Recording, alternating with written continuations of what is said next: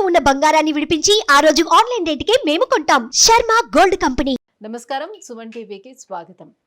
2025 ఆంగ్ల నూతన సంవత్సరం ద్వాదశ రాశుల వారికి నవగ్రహాల సంచారం ఆధారంగా ఎటువంటి ఫలితాలు ఉంటాయి, ఎటువంటి పరిహారాలను పాటించుకోవాలి, ఈ విషయాన్ని తెలియజేసేందుకు మనతో పాటు ఉన్నారు ప్రముఖ జ్యోతిష రత్న, జ్యోతిష చక్ర వైభవ నిపుణ డాక్టర్ రాళ్లపల్లి రవికుమార్ గారు మనతో పాటు ఉన్నారు. గురువుగారిని అడిగి తెలుసుకుందాం.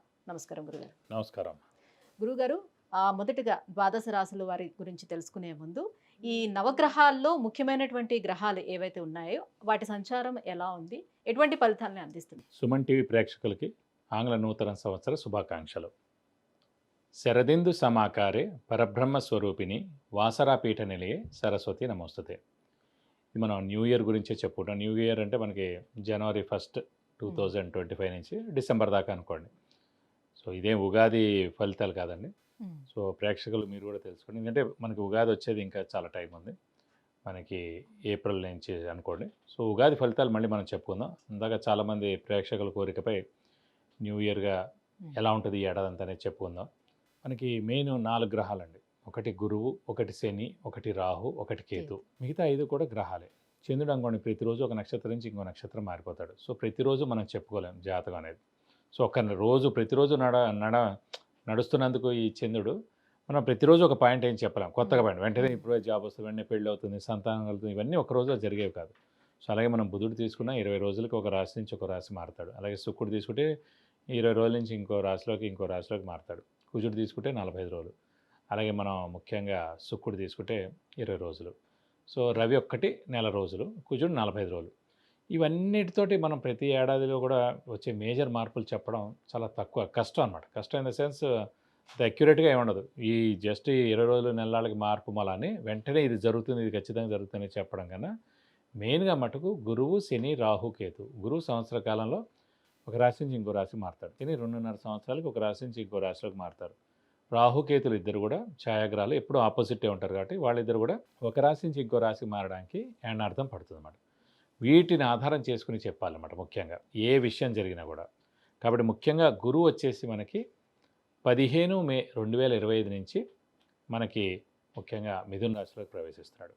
అలాగే శని 30 మార్చ్ 2025 నుంచి మీన రాశిలోకి ప్రవేశిస్తున్నాడు.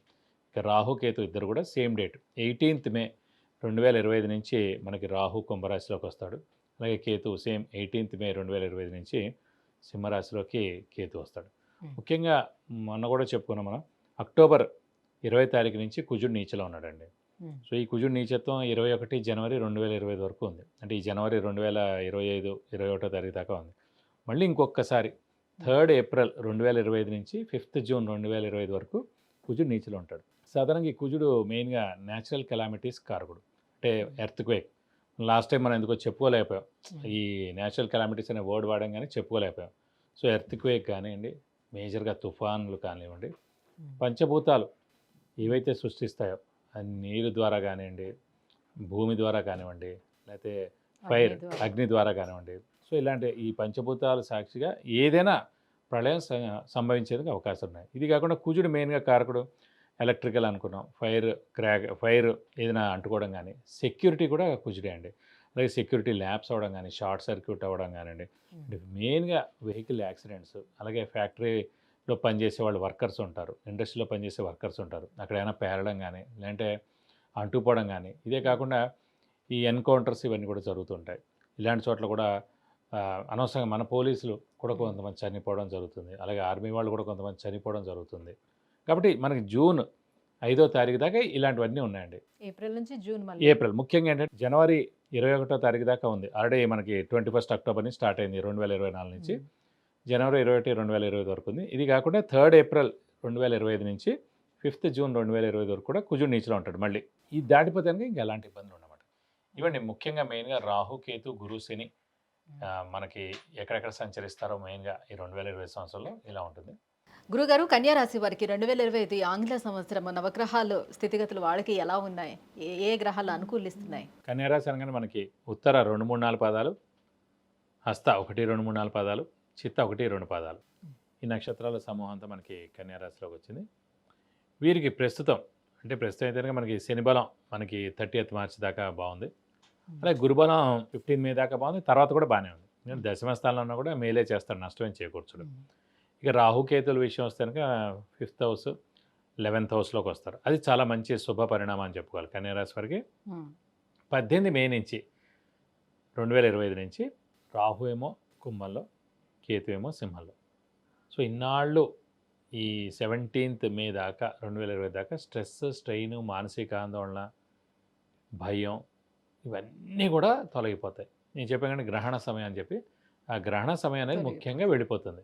సో చాలా అత్యద్భుతంగా ఉంటుందని చెప్పుకోవాలి కన్యారాశి వారికి. శ్రమకాలం ధనం వ్యర్థంగా రిలీఫ్ అయిపోతారు అన్ని విధాలు కూడా. మెయిన్గా స్ట్రెస్, స్ట్రెయిన్ రిలీఫ్ మటుకు 1.5 year నుంచి బాగా ఇదిగా ఉందన్నమాట. సో అది మటుకు మనకి 18th మే తోటి తొలగిపోతుంది. అంటే గురు దశమంలో ఉన్నాడు, చాలా అత్యుత్తమం అని చెప్పాలి. రాహుకేతుల బలం బాగుంది. శని మటుకు సప్తమ స్థానంలో వస్తాడు. సాధారణంగా కన్యారాశి అధిపతి బుధుడు, శని బుధుడు మిత్రులు కాబట్టి సప్తమ స్థానం అయినా అంత నష్టం ఉండదు. సాధారణంగా అంటే సప్తమ స్థానంలో శని ఉంటే కనుక ఇంట్లో గొడవలు అవుతాయి. ముఖ్యంగా భార్యాభర్తల మధ్య అన్యోన్యత లోపించడం, అలాగే దెబ్బలాట్లు జరగడం. అలాగే 7th హౌస్ అంటే పార్ట్నర్ కాబట్టి అటు బిజినెస్ పార్ట్నర్ అయితే వాళ్ళతో కూడా గొడవలు ఉంటాయి. అలాగే 7th హౌస్ అంటే ఇమీడియట్ బాస్ కింద కూడా వస్తాడు. సో ఆఫీస్లో కూడా చిన్న చిన్న దెబ్బలాట్లు అవన్నీ జరుగుతుంటాయి. సో కొంచెం మౌనంగా ఉండడం, అంతగానే లేదు, కొంచెం మౌనంగా ఉంటే సరిపోతుంది. అది భార్యాభర్తల సమస్య అయినా, ఆఫీస్లో సమస్య అయినా, ముఖ్యంగా పార్ట్నర్స్ మధ్యన, బిజినెస్ పార్ట్నర్స్ మధ్యన. సో కామ్గా ఉంటే సరిపోతుంది. వీళ్ళ మటుకు విద్యార్థులకి, ఉద్యోగస్తులకి, రాజకీయ నాయకులకి, క్రీడాకారులకి, యూట్యూబ్ రంగం వారికి, పత్రికా రంగం వారికి, సినిమా రంగం వారికి, వ్యాపారస్తులకి అందరికీ కూడా పట్టిందల్లా బంగారం చెప్పుకోవచ్చు. ఈ సంవత్సరం అంతా కూడా అత్యద్భుతంగా ఉంటుందని చెప్పుకోవాలి. ముఖ్యంగా ఇంతకుముందు వివాహాలు అంటే నార్మల్గా అయిపోయాయి, కానీ ఇప్పుడు వివాహం కోసం చూసుకోవాల్సి వస్తుంది కాబట్టి ప్రతి ఒక్కరికి మాకు వివాహం అవుతుందా లేదా అని అడుగుతూ ఉంటారు.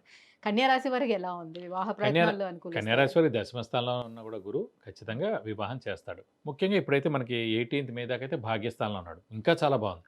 కాబట్టి 18th మే లోపల వివాహం అయిపోవడం కానీ, లేదంటే ఎంగేజ్మెంట్ అవ్వడం కానీ, లేదంటే మాట ఖాయపరచుకోవడం కానీ ఖచ్చితంగా అవుతుందని చెప్పుకోవాలి. ఈ సంవత్సరం ఖచ్చితంగా కన్యా రాశి వారికి వివాహం అవుతుందండి. విద్యార్థులు ఎవరైనా ఫారెన్కి వెళ్ళాలి అనుకునే వాళ్ళకి అవన్నీ ఫలించే అవకాశాలు ఎంతవరకు ఉన్నాయి? విద్యార్థులకు కూడా సువర్ణ అవకాశం. ఎందుకంటే విద్యాస్థానం అనేది చతుర్థ స్థానం. సో కన్యా రాశి నుంచి చతుర్థ స్థానం ధనస్సు కాబట్టి, మిథునంలో ఉన్న గురువు మనకి సప్తమ దృష్టితోటి మనకి ధనస్సును చూస్తాడు కాబట్టి, విద్యాస్థానాన్ని చూస్తాడు కాబట్టి ఖచ్చితంగా విద్యార్థులకి సువర్ణ అవకాశం. ఈ సంవత్సరం విద్యార్థులకి పట్టిందల్లా బంగారం అని చెప్పుకోవాలి. ఇంకా ఎటువంటి పరిహారాలను వీళ్ళు పాటించుకుంటే బాగుంటుంది? వీరికి ఇంకా ఇది ఒక్కటే చెప్పుకోవాలి ముఖ్యంగా, అంటే శని అనేది సప్తమంలో ఉన్నాడు కాబట్టి వీళ్ళైతే ప్రతి శనివారం ఉపవాసం ఉండండి. ఆంజనేయ స్వామిని, విష్ణుమూర్తిని ఎక్కువగా పూజించండి. వీళ్ళైతే ప్రతిరోజు ఆంజనేయ స్వామి స్తోత్రం, అలాగే వెంకటేశ్వర స్వామి స్తోత్రం చదువుకోండి. మంగళవారం, శనివారం రోజున ఆంజనేయ స్వామి టెంపుల్కి వెళ్ళి 40 ప్రదక్షిణాలు చేయడం, అలాగే వీళ్ళైతే కనుక తమలపాకుల పూజ, సింధూర పూజ చేయించడం, వడమాల సమర్పించడం, ఇలాంటివన్నీ చేస్తే కూడా మీకు అన్ని విధాలా మంచి చేకూరుతుంది. విద్య, ఉద్యోగం, వివాహం, వ్యాపారం, విదేశీయానం, ఆరోగ్యం, ఐశ్వర్యం, గృహం వీటన్నిటి గురించి తెలుసుకోవాలంటే కింద స్క్రోల్ అవుతున్నటువంటి నెంబర్లకి కాల్ చేయడం, లేదంటే మెసేజ్ చేసి గురువుగారి యొక్క అపాయింట్మెంట్ పొందొచ్చు. గురుగారు, కన్యా రాశి వారికి 2025 ఆంగ్ల సంవత్సరం ఏ గ్రహాలు అనుకూలిస్తున్నాయి, ఏ గ్రహాలు ప్రతికూలంగా ఉన్నాయి, ఎటువంటి పరిహారాలను పాటించుకోవాలి, ఈ విషయాన్ని తెలియజేసినందుకు ధన్యవాదాలు. నమస్కారం.